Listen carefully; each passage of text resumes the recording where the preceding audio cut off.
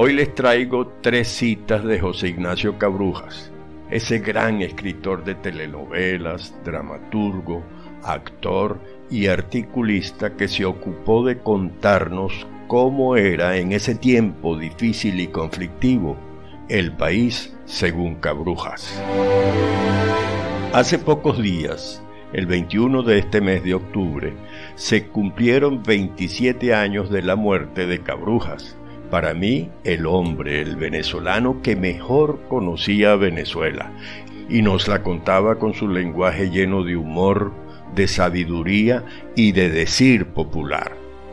En Radio Cuentera te voy a contar la historia reciente, la que vi y viví, para explicarte cómo fue que llegamos a esta desastrosa situación que hoy vivimos.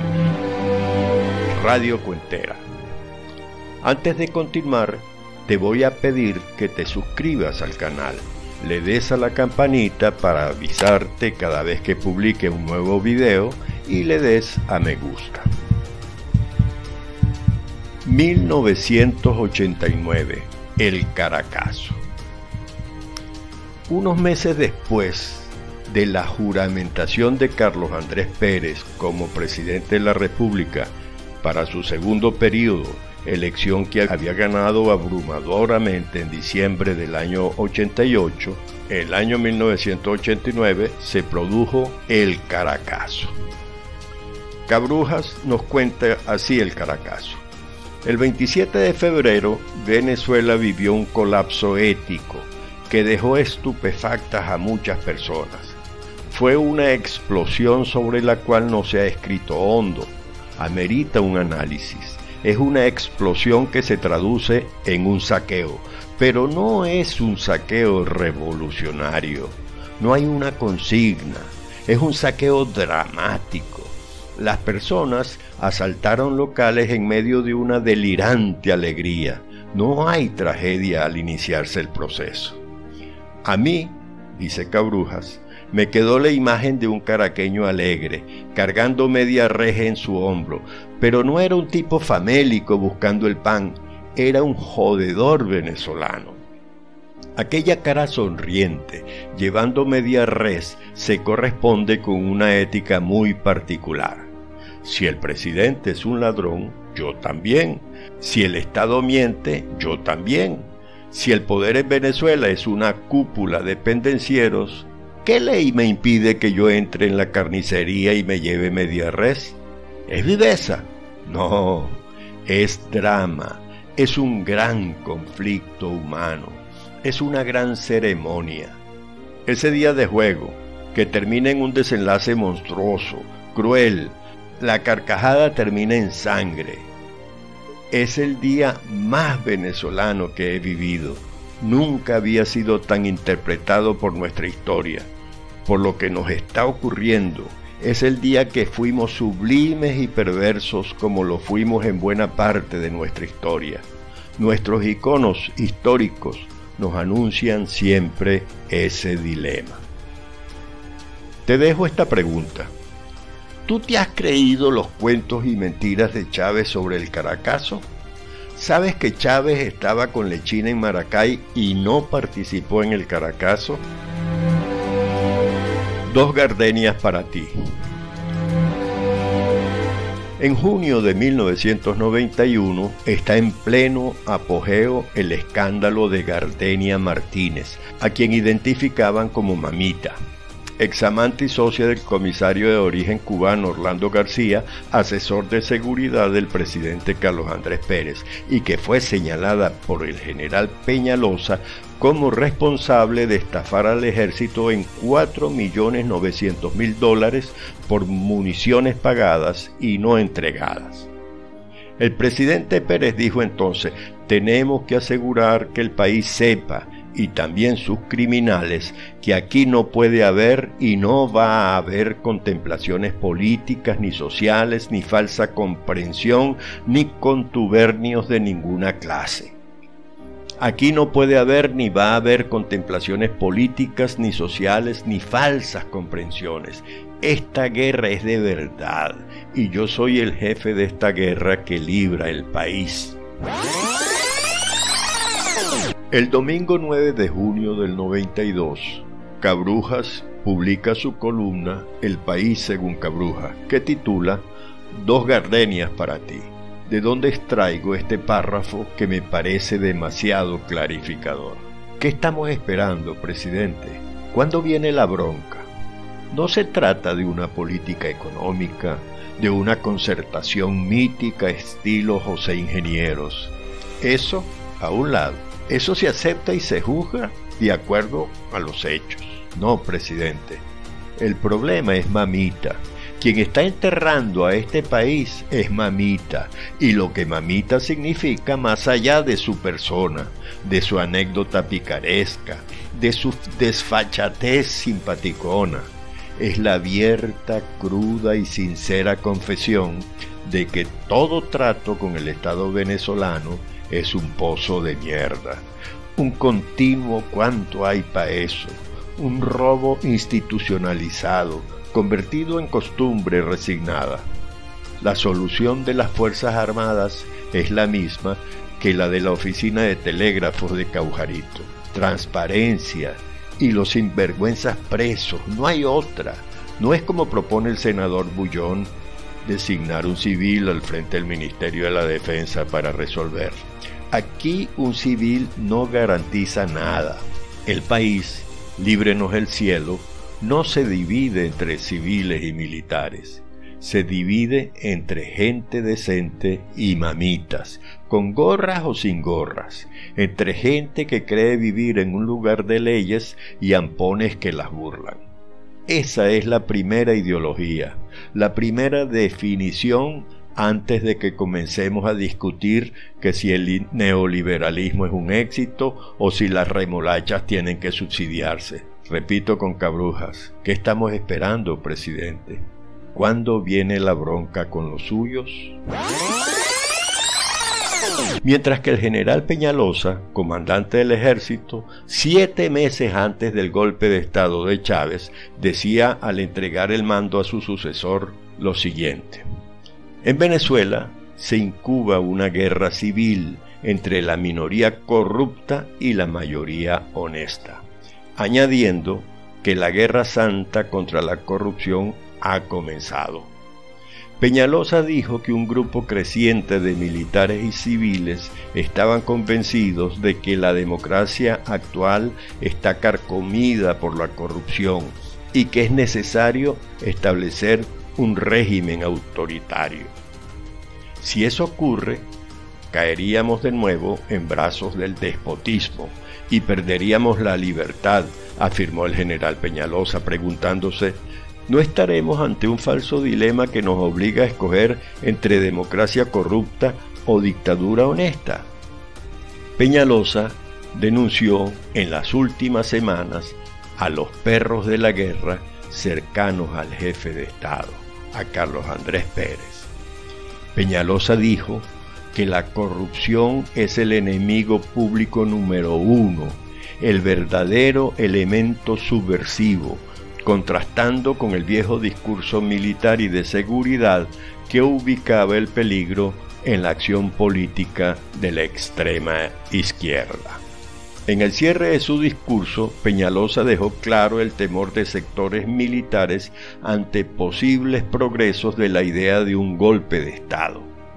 Ataquemos la corrupción, pero no hagamos armas contra la libertad. Entre tanto, roguemos a Dios que nuestros líderes recapaciten y que despierten a esta democracia adormecida y peligrosamente aborrecida por muchos. Si no se inicia pronto un renacimiento moral, en Venezuela puede ocurrir cualquier cosa. Ahora te hago otra pregunta. Después de enterarte de alguna de las cosas que están ocurriendo en el segundo gobierno de Pérez, ¿le crees a aquellos que afirman que los notables eran enemigos de la democracia? ¿O los enemigos estaban en otra parte? Amaneció de golpe. El 4 de febrero de 1992, ocurrió el golpe de Estado de Chávez contra el legítimo y constitucional gobierno de Carlos Andrés Pérez. Y Cabrujas, el 11 de febrero de 1992, es decir, 7 días después, escribe su visión sobre ese golpe.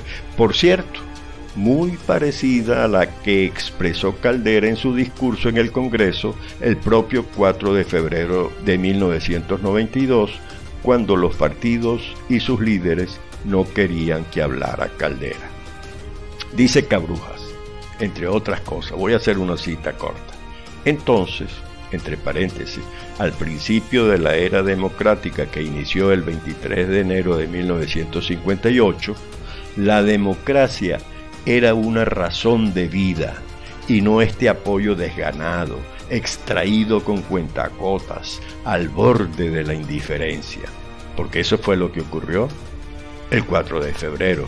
Esa fue la conducta desganada y distraída del pueblo venezolano.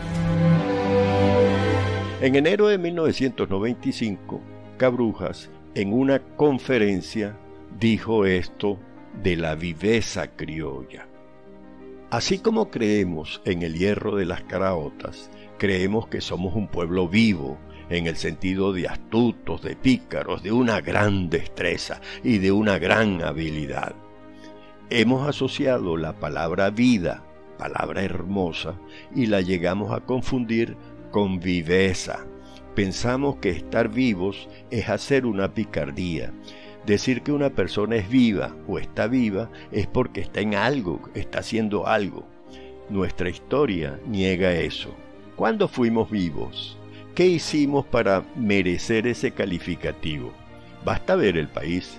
¿Dónde están las vivezas de un país que despilfarró 250.000 millones de dólares en 20 y tantos años? Yo le pongo un paréntesis mío, y ahora, hoy, en el año 2022, despilfarró más de 1 millón de millones de dólares en también 20 y tantos años, pero bajo el gobierno del socialismo del siglo XXI. Continúo con la cita de Cabrujas. ¿Cuál es la viveza de un país que se encuentra en ese atolladero gigantesco después de despilfarrar una de las más colosales fortunas que se pueda alguien imaginar? ¿Cómo entender que el presidente, para la fecha del segundo periodo del presidente Caldera, este discurso, nos diga a cada rato que esta es la peor crisis financiera que pueblo alguno haya vivido desde que en Génova, en 1604, se inventaron los bancos?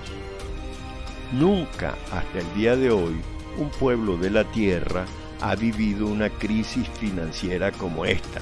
Peor que el crack del 29, peor que el crack alemán. La peor crisis financiera en relación al dinero y población, y sin embargo tenemos que vivirla. Y aquí de nuevo hago un paréntesis mío. Posteriormente, en el siglo XXI, con el socialismo del siglo XXI en el poder, logramos superar esa crisis con la que hoy vive Venezuela. Continúo con la cita de Cabrujas.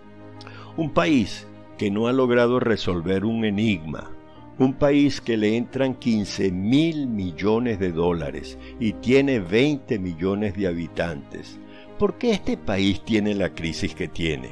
No le cabe en la cabeza a nadie. ¿Cómo pueden considerarse vivos, astutos, hábiles a los ciudadanos que viven en este país? Y le agrego yo, ¿cómo pueden considerarse vivos, astutos, hábiles a los ciudadanos que viven en este país y eligen a Chávez y a Maduro como presidente? Y aplauden el desastre que hoy vivimos. Continúo con las citas. Esa conferencia fue el 12 de enero de 1995, 9 meses y 9 días antes de morir Cabrujas, 4 años antes de que Chávez ganara la presidencia de la República. Esa conferencia fue 27 años antes del día de hoy, cuando conmemoramos un nuevo aniversario de su muerte, de los cuales 24 años han transcurrido con Chávez y el heredero designado por él, Nicolás Maduro, destruyendo al país para convertirlo en un país diferente, muchísimo peor, inmensamente peor, dolorosamente peor que aquel país sobre el que José Ignacio Cabrujas nos hablaba.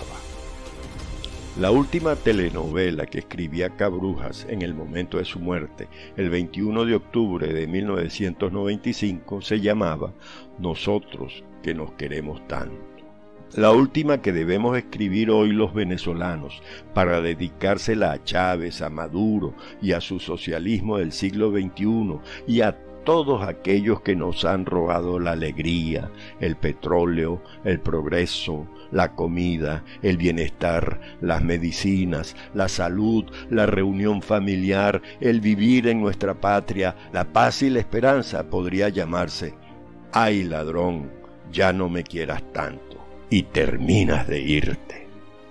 Hoy, para recordarlo, traje las citas anteriores en las que nos retrataba la Venezuela que él vivió y conoció, para provocar en ustedes una reflexión sobre la Venezuela que encontró Chávez y que ofreció hacer mejor, y que ofreció acabar con la corrupción, pero que a partir del 2002, asesorado y conquistado por Fidel Castro, nos deja a Maduro y a sus secuaces, que entonces y hoy se divierten y enriquecen a costa de las necesidades, tragedias y dolores del pueblo. A mundo Venezuela, cuánta falta nos hace Cabrujas.